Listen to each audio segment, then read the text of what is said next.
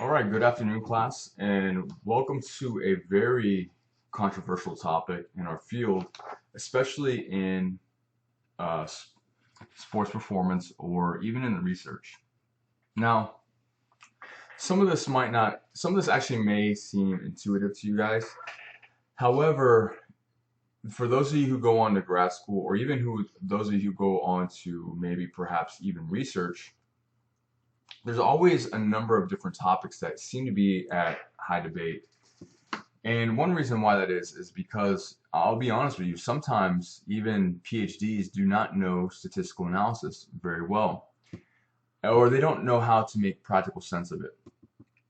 And I've seen that across the board in a lot of different fields where a lot of PhDs unfortunately still use p-values to kind of dictate the ways that drive decisions. Now, if you guys take my data analysis class, you understand that why that's not a very great assumption. Well, one example that I pose to a lot of people is, look at the NFL Combine. Is running a 40-yard dash always the best indicator of someone who's going to make it in NFL? No, it's not. You have to look at multiple different things. Same as it goes with the research. You have to look at not only the statistical significance, but you have to look at effect sizes and what have you. Now, I don't want to go too far into that because it's not a statistics course. I just want to give you guys an idea that when we look at timing or nutrient timing, more specifically, it seems to be still up for debate. And you'll have a lot of people in our field give silly practical recommendations saying it doesn't matter. Well, I'm going to give you guys the relevant research to show you why that is not the case, and that nutrient timing is very much important, especially if you're trying to maximize results.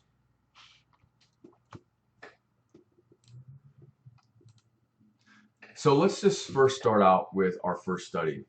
And everything is what I say is going to be backed by science, and I'm going to give you the other side of the coin as well. Now, here is a paper done by this gentleman by the name of Kevin Tipton. Kevin Tipton happens to be probably the most profound individual when it comes to nutrient timing research. And I'll give you an example of what they're looking at here. They're looking at protein synthesis, labeled here PS, protein breakdown, and then nitrogen balance or net balance. The way they're doing this is they're actually looking at the urinary nitrogen content that comes from the urine. Essentially, if you were to urinate into a cup for a number of days and I can actually measure the nitrogen content. If you guys can remember, the only difference in macronutrients, the difference between protein, carbohydrates, and fat is that protein has a nitrogen molecule or nitrogen content to it. And if you're not using it for the rebuilding of muscle tissue or not, you're expelling it into the urinary process. And therefore, that gives us somewhat of an indication as to if these individuals are building more muscle tissue or they're breaking it down. Now, that method does have some flaws, but we won't go into that. But just look at here, right? And this particular study, they had three groups. You had a placebo group, a mixed amino acid, and as well as an essential amino acid. And essentially what they did is they gave these amino acids before a training bout to see what would happen to protein excretion. And look what happens when they gave essential amino acids look what happens to protein synthesis when these individuals were given mixed and then essential. Notice that each one of them go up. So therefore, there's more protein synthesis when amino acids are given prior. But let's look at also what's happening to protein breakdown. It seems that giving essential amino acids attenuates the breakdown in muscle tissue, mainly because essential amino acids has a higher content of branched chain amino acids, isoleucine, leucine, and valine. And this is what you really want to care about, is the net balance. If I am building up more tissue than I'm actually breaking down, I am in an anabolic state. And and it just goes to show that by timing it at the correct time, I'm able to achieve higher signaling molecules for achieving more protein synthesis.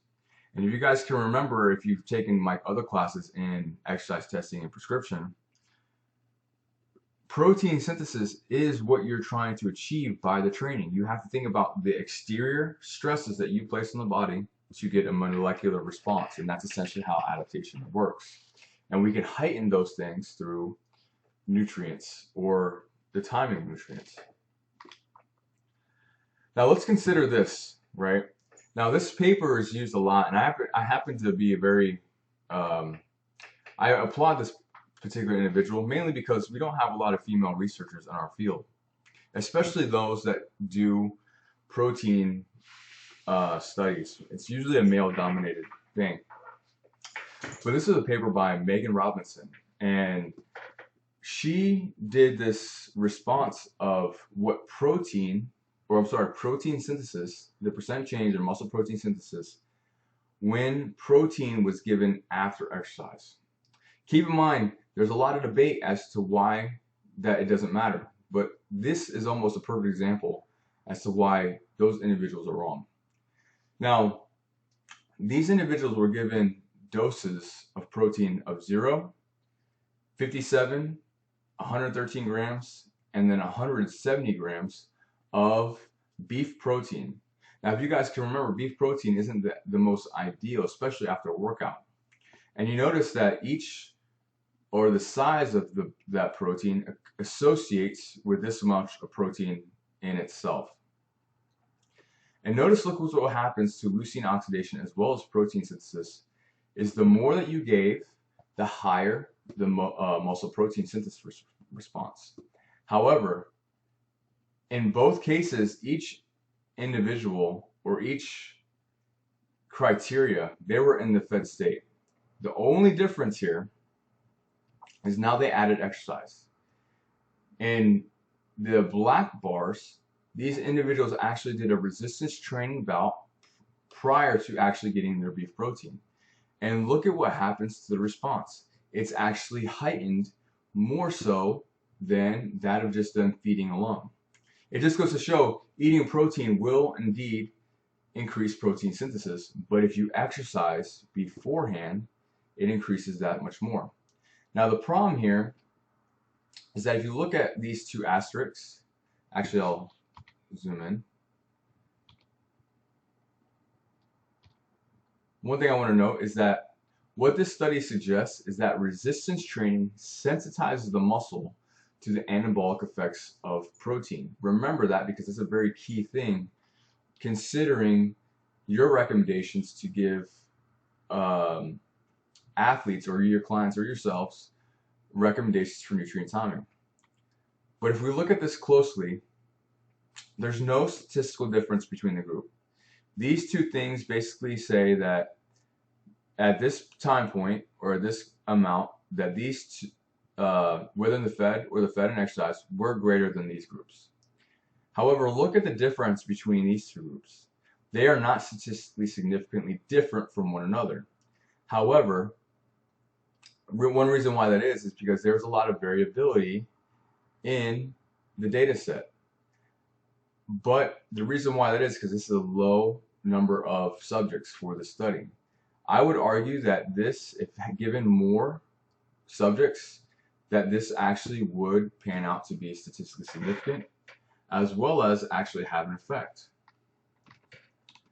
And as you can see, the more the better. And to back that claim up is another study by this gentleman named Witter et al., who actually worked very closely with Kevin Tipton. And notice that immediately following exercise compared to rest, muscle protein synthesis, myofibrillar protein synthesis, is actually increased. Basically, this is a replication study of the study that we just saw. And replication happens to be a hallmark of science because it backs up previous literature. And just notice the differences here between rest and exercise. The more the response, the better. And it even gets better at 40 grams. So if you're trying to optimize or maximize the anabolic response, it may be ideal to get 40 grams per meal, especially after exercise. And I know we've discussed that in previous courses or previous lectures. Yet again, here's another study by J.J. Homey, who happens to be another profound author in the Midwest. And what they did, Homey is very known for doing long studies. Sometimes individuals, especially in the research field, just do acute studies, anywhere from like 6 weeks to maybe 8 weeks at the longest. Homey did this one for actually 21 weeks to actually see if anything would change. And what they did here is they gave amino acids, I believe it was, prior to the training session as well as after. I'm sorry, it was protein. And here's what happens in the beginning, right? So these are the baseline sizes of the cross-sectional area of the vastus lateralis, right, between the three groups. So you had a protein group, placebo group, and a control group that did nothing. Notice what happens here. The protein group, once they were given their protein after exercise, post 21 weeks later, you're getting a mean change in area, so centimeters squared, from about 26 to almost 30. So you're getting roughly an additional 4 centimeters in square area across the vastus lateralis. That is a huge increase. And that was just because protein was given after the fact. Now the placebo group was they also exercised as well. But if you look at their responses, it wasn't as profound. They probably went from 23.5 to 24 to maybe 25. Not as necessarily as big as the protein. And if you look at the change, the overall change, you're looking at 15% versus 11%. And like I said before, you guys will hear me repeat it, is we master in the minors. The difference between first and eighth place might be as small as 3%, especially if you're working with high-class athletes. So you're always trying to optimize and maximize the anabolic response to get individuals at their best performance. So one thing I want to make note of is that, just to re-clarify, in fact, what actually happened here was 15 grams of protein was given before and after. One thing to make note though, which is actually rather cool, the placebo group actually was given the same amount of protein. It just wasn't taken before and after exercise. It was taken in the morning and the evening. And we're seeing that resistance training within certain time periods, like I said before, sensitizes the muscle for the acute response. Here's another example of it by Daniel Moore. And in this particular instance, they had one group do an exercise, and then another group just have no exercise. And they were given a bolus of whey protein. And notice when they get protein, just one single dose of protein from the fasted state, muscle protein synthesis goes up. It peaks about 3 hours and it starts to hit back to baseline. And those trends are pretty common what we see with leucine content. And that's the reason why, because leucine oxidation tends to peak and fall within that time frame. But let's look what happened when they combined the protein with that of exercise. Notice that the protein synthetic response is actually heightened for as long as about 5 hours, which is a huge effect. And it's actually getting somewhat better than that of the 3 hours. So just, yes, it goes to show that, hey, timing may very well indeed be important for the adaptation.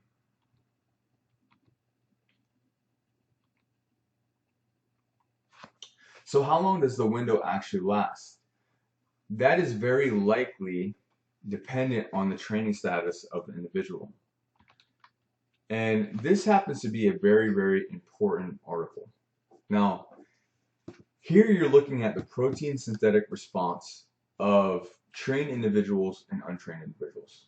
Keep in mind that these are the same exact people. This is a within group study design, meaning that they measured protein synthesis in the beginning, and they trained them for 8 weeks. And this is what happens to their protein synthetic response, or after that 8 weeks. But they just called them untrained and trained. Basically, they're saying they're trained after 8 weeks, but that's typically not the case.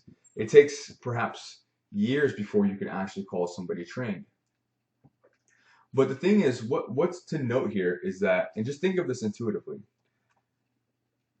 the more trained you are, do you actually see those benefits as you once did when you first started training? No, you don't, because you're starting to reach your genetic potential. You're reaching that peak.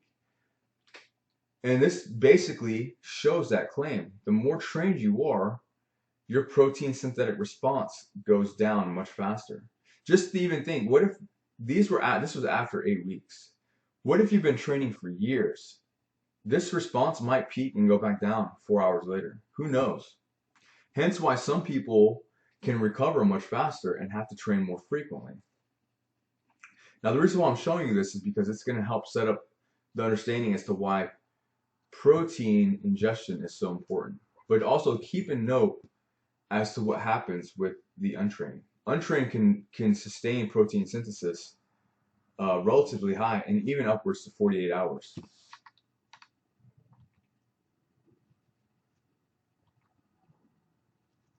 Now here's a theoretical model by Stu Phillips.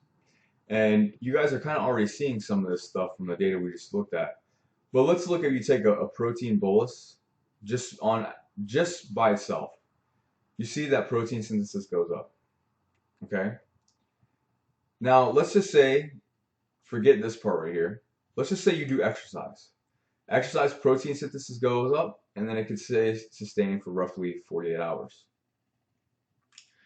But let's say you do your workout right here, and then you take in protein right after that.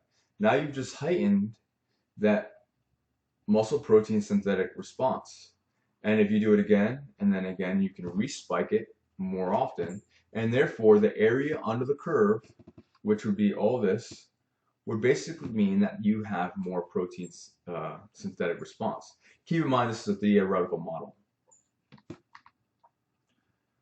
Now the reason why I'm showing you guys this is because there have been meta-analyses done on the timing of protein. Does it actually work or not? Well, let's just take a look at this. This is a forest plot, and basically what a forest plot does, it graphs out the effect size of what occurred in each one of these individual studies. Effect size is basically you're subtracting the averages between two different groups, and you're dividing it by the pooled standard deviation, and it gives you an effect size. Well, if you look at all these, notice that it does indeed favor the treatment, which is protein, right? Protein in your exercise. But when they actually concluded everything, the effect size was only 0.14, and it wasn't significant. And indeed, in what happened is the author suggested that, you know what, there is no difference in timing. Okay.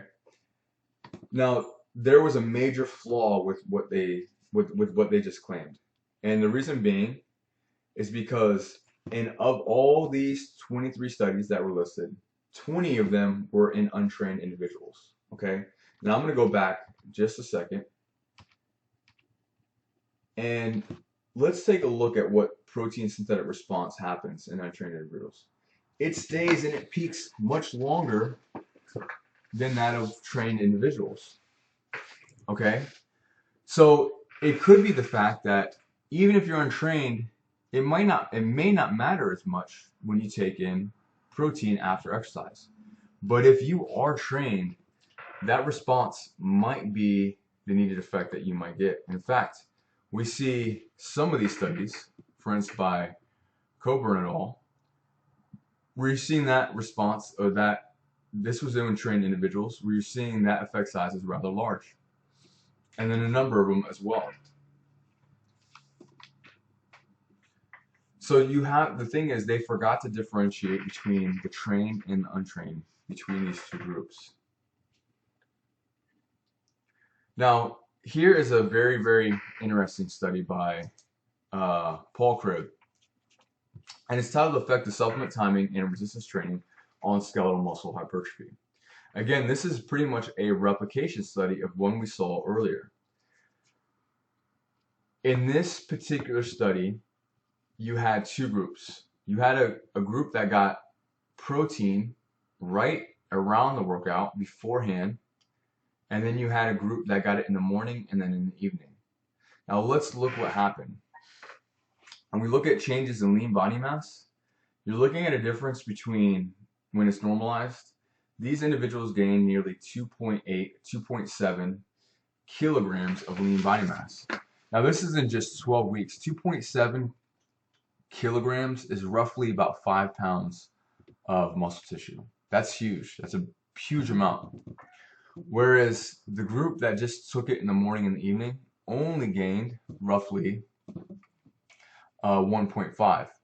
Now you're looking at a difference between maybe 6-7 pounds to maybe 3 pounds, and that's a huge difference. You also look at fat mass. Fat mass percentage went down, whereas fat mass went up, and then the overall body fat percentage went down in the group that got it near hand. Now think about what bodybuilders do. Bodybuilders are notorious for having very muscular physiques, as well as very lean individuals. They're very, very lean. Those two things in a way are very counterintuitive. How do you gain all this muscle but yet still decrease body fat in an energy deficit? And a lot of reasons why is because they take advantage of nutrient timing. They are able to still become anabolic or mediate some of the negative catabolic effects when they're in a calorie deficit by timing their intake just right. And here's somewhat of an example of that. And now those are some of those parameters as lean body mass, fat mass, and body fat. But let's look at what happens in the strength outcomes. And in every case, except for the deadlift, bench press was higher by almost, let's say by almost 5 kilograms, right, which is pretty good. That's maybe 12 pounds. Squat was higher by roughly 7 kilograms. And then there was no difference in the deadlift, but I would argue that there's still a meaningful change there, especially when I say you got to master in the minors.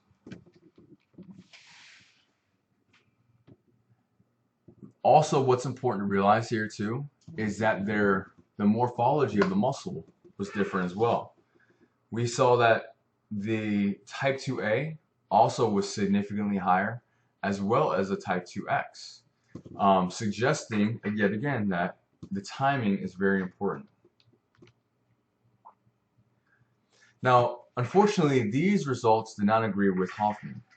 Jay Hoffman is also a very good, great researcher out of the University of Central Florida, where they did a study similar, but they gave a blend of hydrolyzed collagen and milk protein, but it was mainly casein. Now, if you guys remember back to the protein study, casein doesn't seem, I'm sorry, the protein lecture, casein does not seem to fare as well because it digests slowly, and you need to hit a peak threshold of leucine before it actually has an anabolic effect. But because casein digests so much slower, we don't necessarily see that effect occur. So therefore, these were where the differences might have been, whereas in the Paul Cribb study was whey only, whereas Hoffman was collagen, whey, and casein. And it could have been lower quality and then the slower digestion rate, which could have affected the overall results. Now, what about in the elderly, right? Here's another study by Esmark in 2001, where they gave protein immediately after, or they waited 2 hours after the fact. And this is what they're looking at is the, I want to say this was the squat, differences in squat 1 rep. And notably, it's much higher if you gave it immediately after. And also we see here, this P0 is immediately after, and this P2 is 2 hours after. If you're looking at the before and after effect, look at what happens to the muscle size. You get a dramatic increase. Surprisingly though, if you waited, it actually went down. Who knows why that might have been the case? Ideally, I would have thought that that still might have gone up. But in this case, it actually went down. So you're seeing that this has effects not only in athletes, but also in pretty much all populations. Timing counts.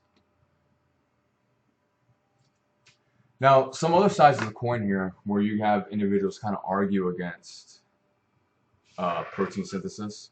And I would say that a lot of their arguments are, they're not weighted with very great data. Now, here's an example of a paper that keeps getting brought up with the reason as to it's no different.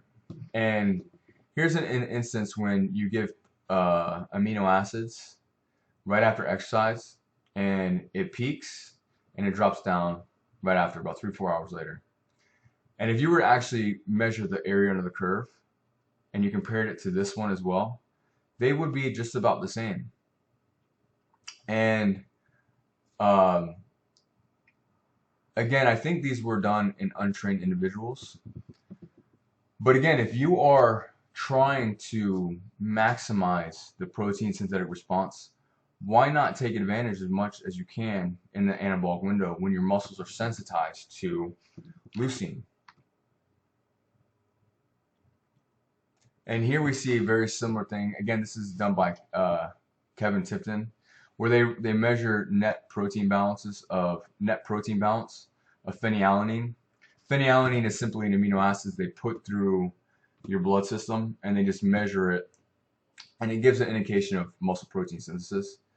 But here, when they give amino acids prior to exercise rather than after, actually, you see that muscle protein synthesis is sustained to a higher degree, especially 1 hour after the fact. So it kind of gives it, in this case, I'm saying that it might be beneficial to take it from both before and after, but it's even more beneficial to take it beforehand than rather than after. Now, it was a little bit different considering whey protein. Whey protein didn't have the same response in this particular case, but this is only one study, but there are a number of other studies to show that whey protein does do pretty well. Now, that was talking about all the aspects regarding resistance training, but does timing actually help that of endurance? Well, let's check it out. Here you're seeing the fractional synthetic rate of endurance trained individuals versus resistance trained individuals. Okay. In both instances, they were given whey protein before the actual bout itself. Now, the endurance individuals, they did endurance exercise, whereas the resistance training individuals, they did resistance training. Well, we already know that resistance training already increases the myofibrillary response regardless, whereas endurance training doesn't. Well, if you look what happened in the untrained group, there was no difference in the endurance trained group, right? There was such in the resistance trained. However, let's take the difference between trained. This is the same protocol, except now you're looking at untrained versus trained. They were both groups were given protein prior to their bouts in endurance training. Look what happened to the muscle protein synthesis response in the endurance training individuals. It actually went up. So it does show that your prior training history might have some influence on the adaptations that you make, um, which is somewhat kind of um, odd in a way, being that they would see an increase. But then also what happened was the resistance training group did a resistance training bout, and obviously you saw that same response occurred. But let's take a look at what happened to mitochondria. You're looking at the same individual, right? Same individuals. We know that endurance training increases the pathway for mitochondrial biogenesis. And in this case, they were given a protein bolus, and look what happened. Mitochondrial biogenesis actually went up. So it may show that, hey, taking protein beforehand, it might not be conducive for muscle protein synthesis, but it does indeed seem that it is beneficial for mitochondria. Same thing over here where we see in the train group, whereas the type of training you did almost specified the pathway that was targeted for protein priorhand. Here we're seeing another paper by Levenhagen, where what they did is they measured leg protein synthesis with carbohydrate and protein either immediately or a 3-hour delay. And let's look what happens to leg protein synthesis. As you can see, when it was given early or immediately after, you see that leg protein synthesis is much higher. Versus if you delayed it, look at your response then. It's considerably different. And if you notice that each one of these means that that is statistically different from the group. And then we also see that net glucose uptake is different. So it almost seems that taking in protein beforehand is actually increasing the recovery time, being that it's actually helping to refuel the glycogen that was not being replenished from after the endurance bout. And you'll notice that these individuals stay depressed, whereas if it was given immediately after, glucose uptake is occurring much faster, but then tends to level out about 3 hours after the fact. And here is another, here's a great example by Hill et al. And this one is a co-ingestion of carbohydrate and whey protein. Now again, we're looking at adaptations from endurance exercise. Now, if you guys have all taken exercise physiology, PGC1 alpha is the pathway by which mitochondrial biogenesis is expressed. So if you could upregulate PGC1 alpha, ideally you're going to create more mitochondria. The more mitochondria you have, the more oxidative energy that you're going to be able to have to sustain your steady state endurance bouts. And notice that when this group took in carbohydrate and whey protein isolate immediately after exercises at these individual bouts, notice what happens 6 hours after the recovery. When they were given the protein, PGC1 alpha mRNA expression went up to a higher degree than that of carbohydrate alone. So yet again, yes, we know that it has an effect on resistance training, and that's where a lot of the studies and research goes to. However, we are seeing that it also has an effect on that of endurance as well. So we talked about protein, but what about carbohydrates? Now I'm not going to touch on much about carbohydrates because I've actually covered timing quite extensively in the carbohydrate lecture. Now one thing I didn't show you guys is this particular figure.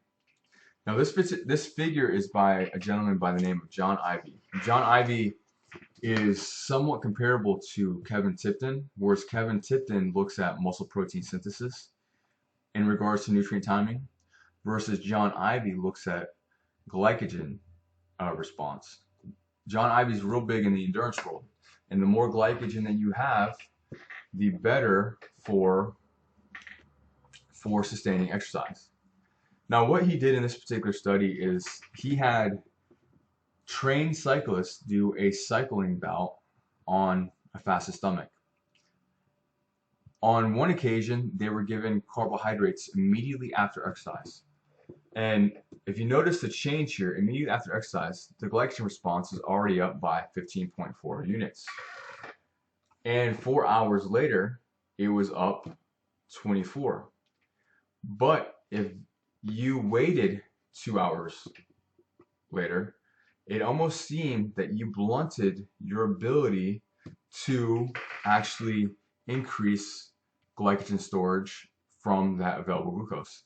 It seems that even when you take in sugar or carbohydrates after exercise, you upregulate or you desensitize your ability to use, or I'm sorry, you sensitize your ability for insulin as well as GLUT4 uptake. Now, if you guys remember what GLUT4 is, it's that organelle within the cell that translocates to the cell membrane and actually scoops up carbohydrate to pull back into the cell. And that seems to be heightened after exercise. Now, carbohydrate timing has also been one that's been debated a lot, and it happens to go off this paper here. Now, in this particular study, you'll notice between 2 and 4 hours that glycogen response is actually replenishing much faster as if you take it right after exercise. However, 8 hours after the fact, it seems that it is completely the same, and then 24 hours after the fact, it's also completely the same. But the authors in this particular paper, if you ever read this particular paper, forget to mention that they gave these individuals in the study and upwards of 1,000 grams of carbohydrates. So yes, if you give people high amounts of carbohydrates, you can without a doubt reach the same or similar glycogen levels if you waited versus if you didn't wait. Now the problem with that is that eating 1,000 carbohydrates is pretty much unpractical. Nobody does that unless you're an elite endurance athlete like Michael Phelps or somebody who does a lot of marathons. But there are other individual athletes who do not do that. For instance, baseball players, even some football players that need to lose weight, or just the average person who cannot use that much carbohydrate for exercise. Like for instance, even bodybuilders. To eat that much carbohydrate would be extremely unbeneficial for these individuals because they would be storing that as body fat. So it could be, if you are timing your carbohydrates better, it may have a better effect, especially if you don't eat as much carbohydrate throughout the day. And here's another example of that, where carbohydrates were given immediately after or 2 hours after the fact. And notice that if you look at the 6 hour time period, glycogen response isn't nearly as heightened as it is when they first got it 2 hours after the fact. Versus if you got it immediately after, your insulin sensitivity is much higher, as well as your ability for GLUT4 to uptake glycogen, and therefore your glycogen content is extremely higher than the group that got it later.